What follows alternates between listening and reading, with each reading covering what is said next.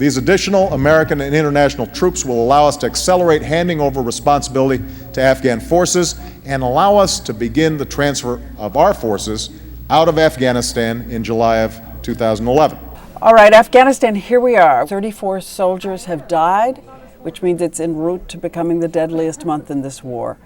Winning or losing? Certainly at the moment, I don't think you could argue that we're on track in terms of the broader strategy to get to the president's stated, drawdown date of July 2011. There's a lot of uncertainty, and I think that's associated with the fact that we're not clearly winning or losing right now on the ground. One of the points I make in the book is that it's a harsh but unescapable fact of life that you can only be as good as the government you're supporting. And you might be perfect at the military level, at the techniques of counterinsurgency, and we're not. But if we were, it still doesn't compensate for not having a viable local partner. Because you say on page 46 of your book, one of the key instructions you give is keep your extraction plan secret.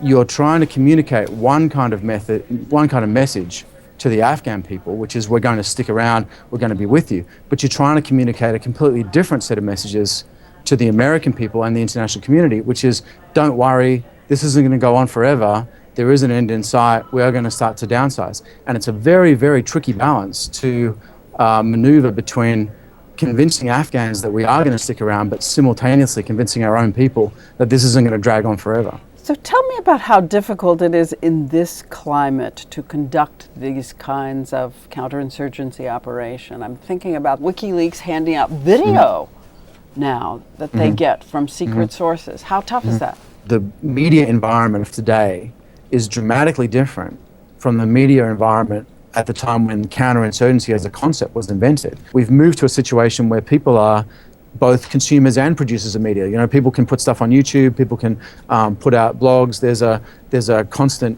networking effect between many, many different sources of information.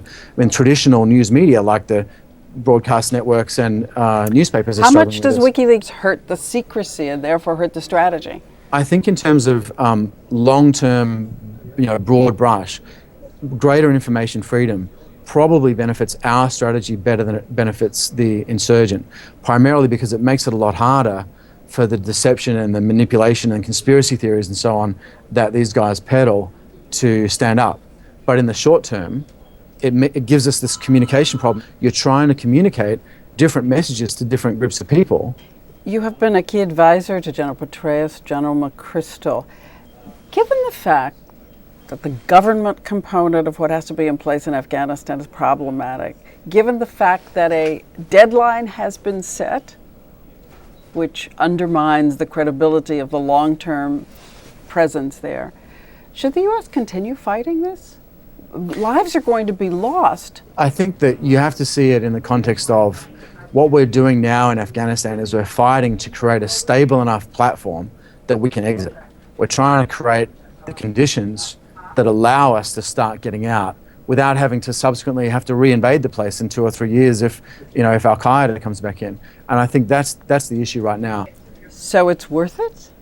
I think we need to get out of there, and I think getting out of there in a way that avoids a lot of mass bloodshed and avoids us having to go back there, I think that's worth it. Yes, as you write, referencing Augustine, the object of war is not victory, but a better peace. Right, I don't often channel theologians, but yeah, I think that's the case in this sense, yeah. Thanks so much, David. Thanks, Diane. Thanks for talking to me.